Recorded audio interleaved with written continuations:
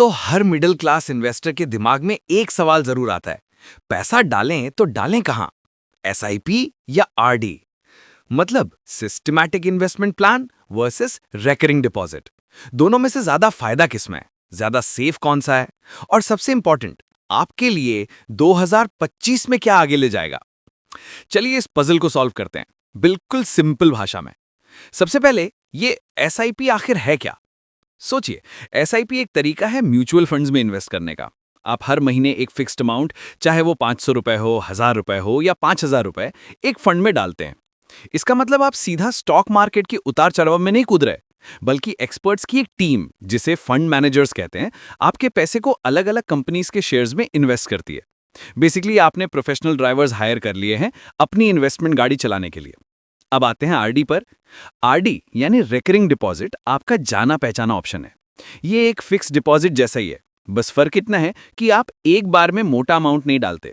हर महीने एक fix date पर एक फिक्स अमाउंट आपके बैंक अकाउंट से कटकर आरडी में जमा हो जाता है, और इसके बदले में बैंक आपको एक फिक्स इंटरेस्ट रेट देता है, जो पहले से तय होता है, जैसे 6% या 7% सालाना। इसमें कोई सरप्राइज नहीं होता, जो बोला गया है वही मिलेगा। तो एक तरफ एसआईपी है, जहां मार्केट के साथ आपकी ग्रोथ जुड़ी है, और दूसरी तरफ आरडी है, जो एक आरामदायक प्रिडिक्टेबल सफर है। लेकिन इन दोनों के बीच का असली फर्क क्या है, यही तो सबसे जरूरी बात है। चलिए इनका आमने सामने कंपैरिजन करते हैं। पहला पॉइंट, इन्वेस्टमेंट का टाइप। एसआईपी मार्केट लिंक्ड है, यानी इसका रिटर्न शेयर मार्केट के परफॉर्मेंस पर डिपेंड करता है, जबकि आरडी वो फिक्स्ड रिटर्न देती है। मार्केट ऊपर जाए या नीचे, आपका इंटरेस्ट रेट वही रहता है। दूसरा पॉइंट, और शायद सबसे बड़ा, रिस्क। एसआईपी में मार्केट रिस्क जुड़ा होता है, क्योंकि पैसा शेयर्स में लगा है, मार्केट गिरा तो आपकी इन्वेस्टमेंट वैल्यू थोड़ी कम हो सकती है शॉर्ट टर्म में।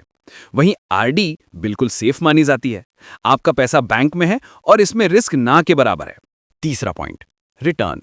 यही वो जगह है जहां सारी गेम बदल जाती है।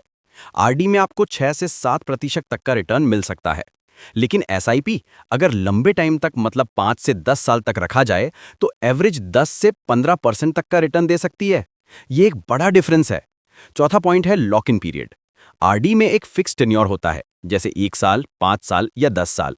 अगर आप उससे पहले पैसे निकालते हैं तो बैंक आपसे पेनल्टी लेता है। एसआईपी दूसरी तरफ बहुत फ्लेक्सिबल है।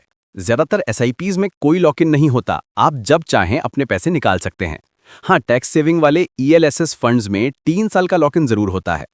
और आखिरी पॉइंट, टैक्सेशन। आरडी से जो भी आपको इंटरेस्ट मिलता है वो आपकी इनकम में जुड़ जाता है, और आपके टैक्स स्लैब के हिसाब से उस पर टैक्स लगता है। एसआईपी से होने वाले प्रॉफिट पर कैपिटल गेन्स टैक्स लगता है, जिसके रूल्स अलग हैं और कई बार ज्यादा बेनिफिशियल होते हैं। तो अगर आपको गारंटीड नो टेंशन वाला रिटर्न चाहिए, आरडी एक सॉलिड ऑप्शन है।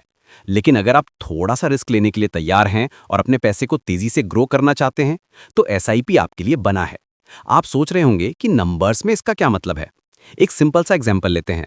मान लीजिए आप हर महीने 1000 रुपीज इन्वेस्ट करते हैं 10 साल के लिए। अगर आप ये पैसा आरडी में डालते हैं 7% के इंटरेस्ट रेट पर, तो 10 साल बाद आपके पास होंगे लगभग 1.70 लाख रुपीज। आपने इन्वेस्ट किए 1.2 लाख और आपको मिले 1.70 लाख। अब देखते हैं एसआईपी क्या कमाल करता है।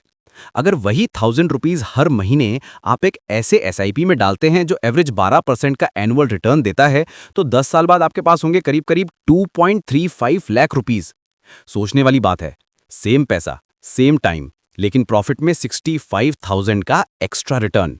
यह है कंपाउंडिंग की पावर, जो मार्केट लिंक्ड रिटर्न्स के साथ मिलकर काम करती है। लेकिन हाँ, सेफ्टी की बात करना भी जरूरी है। आरडी बिल्कुल सेफ है। इसमें गवर्नमेंट की तरफ से 5 लाख रुपए तक की सिक्योरिटी मिलती है हर बैंक में। मतलब अगर बैंक डूब भी जाए, आपका 5 लाख तक का अमाउंट सेफ है। एसआईपी में रिस्क है, ये सच है। लेकिन जब आप लंबा इन्वेस्ट करते हैं तो मार्केट के उतार चढ़ाव एवरेज आउट हो जाते हैं। इससे लॉन्ग टर्म में रिस्क कम हो जाता है और रिटर्न स्टेबल होने लगते हैं। और एक चीज़ जिसे लोग अक्सर इग्नोर कर देते हैं, टैक्स बेनिफिट्स। अगर आप टैक्स बचाना चाहते हैं तो एसआईपी आपकी मदद कर सकता है। ईएलएसएस यानी इक्विटी लिंक्ड सेविंग्स स्कीम वाले म्यूचुअल फंड्स में इन्वेस्ट करके आप सेक्शन 80C के अंडर 1.5 लाख रुपीस तक का टैक्स डिडक्शन क्लेम कर सकते हैं। आरडी में ऐसा कोई डायरेक्ट टैक्स बेनिफिट नहीं मिलता, उल्टा उसके इंटरेस्ट पर आपको टैक्स देना पड़ता है। तो अब आते हैं सबसे बड़े सवाल पर, आपको क्या करना चाहिए, एसआईपी या आरडी? इसका जवाब सिंपल है, ये आपके गोल पर डिपेंड करता है। आपका मकसद क्या है? अगर आप रिस्क बिल्कुल नहीं लेना चाहते और किसी शॉर्ट टर्म गोल के लिए पैसे जमा कर रहे हैं, जैसे अगले साल फ़ोन लेना है या 2 साल में बाइक की डाउन पेमेंट करनी है, तो आरडी आपके लिए बेस्ट है, क्योंकि आपका पैसा सेफ रहेगा और आपको पता होगा कि आखिर में कितना मिलने वाला है।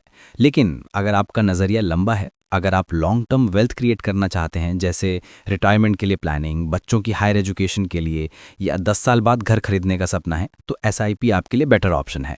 ये आपके पैसे को महंगाई को बीट करने और रियल वेल्थ बनाने का मौका देता है।